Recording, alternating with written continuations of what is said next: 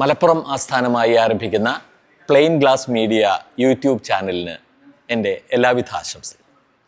മലപ്പുറം ആസ്ഥാനമായി plain glass media എന്ന പേരിൽ പുതിയ ഒരു ദൗത്യം ആരംഭിക്കുകയാണ്.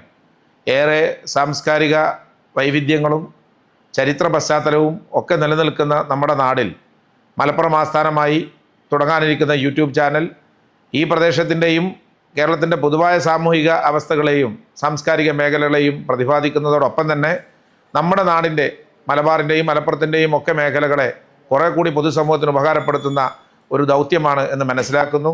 എല്ലാവിധ ഭാവങ്ങളും നേരുകയാണ്.